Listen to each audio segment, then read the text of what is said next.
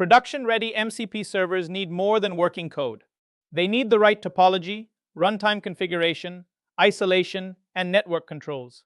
In this module, we'll connect those choices to deployments that are safe, observable, and scalable from development through operations.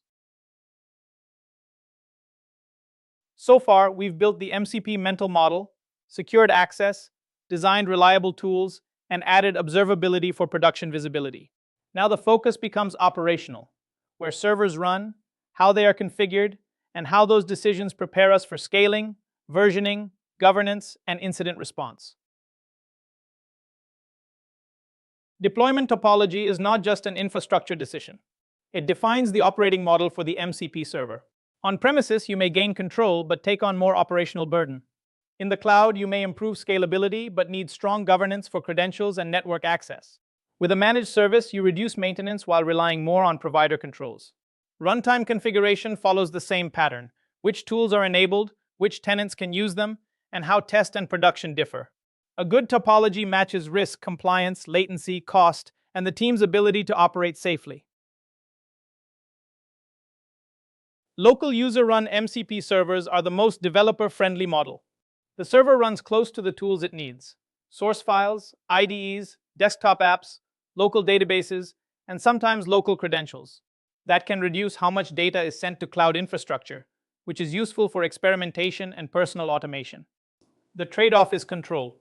Workstations can drift in version, configuration, and security posture. Observability is weaker, and patching depends on users. Treat local access as powerful but risky. Require explicit consent, least privilege, clear logs, and safe defaults before tools execute. Containerizing MCP servers turns them into remote services that operations teams can manage with familiar production tooling. Whether you use Kubernetes, ECS, Nomad, or a managed container service, requests typically enter through controlled ingress, reach an MCP container, and then call internal APIs, databases, or SaaS systems. The advantage is consistency. SciCD, health checks, autoscaling, centralized logs, metrics, and traces all fit naturally. But remote services raise the security bar. They need strong authentication, service identity, tenant isolation, rate limits, secrets management, and tightly controlled outbound access. Serverless MCP functions work well when requests arrive in bursts, run quickly, and can be triggered by events. In return, you give up some control. You avoid managing servers, but inherit platform limits such as cold starts, execution timeouts, payload size caps, and networking rules. This model can struggle with long-lived sessions, streaming responses, connection reuse, or very low latency tools. Treat serverless as a checklist decision, not just a shortcut. Validate latency, session behavior, secrets, observability, and cost early. If the constraints match the tool's behavior, managed scaling can be a clean option. With internal platform MCP services, the organization treats tool access as shared infrastructure. Clients, co-pilots, agents, and developer portals connect to a central MCP platform instead of each team building separate integrations. The platform exposes approved capabilities for systems like ticketing, CI/CD, cloud operations, documentation, and customer data. This central layer makes it easier to enforce authentication, routing, approvals, monitoring, and audit logs consistently. The trade-off is ownership. A platform team must keep governance strong, but lightweight enough that standardization does not slow down new tools or experimentation. Managed MCP hosting shifts much of the operational work to a platform provider. Your team still builds the code, application logic, and data connections, while the platform may handle deployment workflows, scaling, authentication hooks, logging, monitoring, and registry features. The trade-off is control.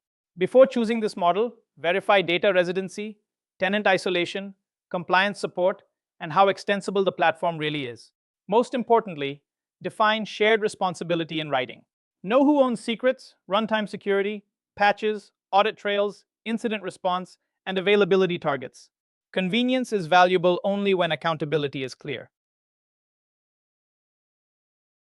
Topology choice is a trade-off, not a maturity ranking. Local servers fit personal productivity, low latency local context, and developer experimentation, but they do not scale cleanly. Containerized services are the production workhorse when you need control, monitoring, integration, and repeatable releases. Serverless functions shine for event-driven tasks, bursts, and simple tools, but can become awkward for long-running or stateful workflows.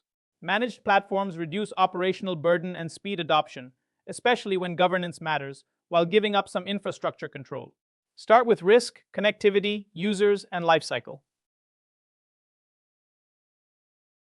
Runtime configuration lets one MCP server build, move through development, staging, and production without changing the code. The artifact stays immutable, while each environment supplies its own endpoints, timeouts, scopes, rate limits, and logging levels. Those values can come from environment variables, config maps, parameter stores, or dynamic configuration services.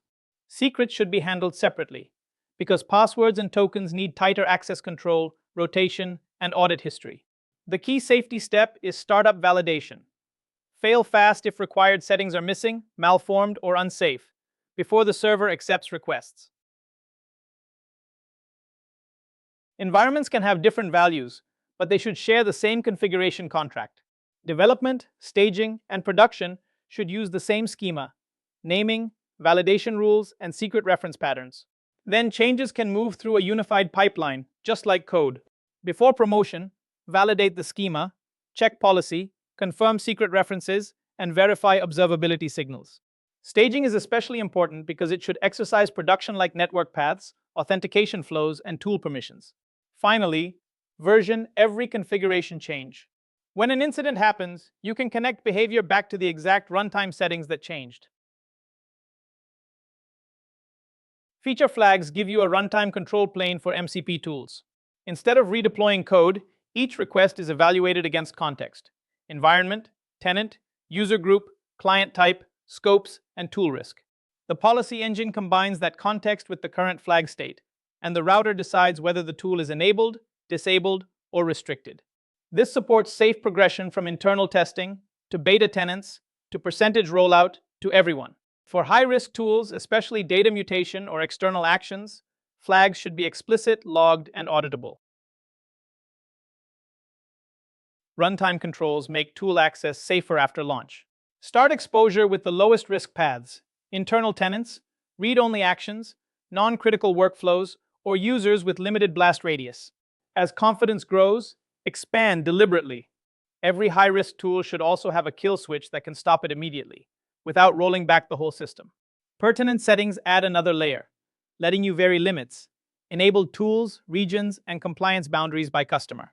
When something is disabled, return a structured safe error so the AI client can recover gracefully instead of improvising.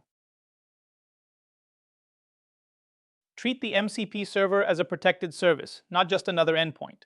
First, control who can reach it with gateways, private endpoints, WAF rules, allow lists, and identity-aware access.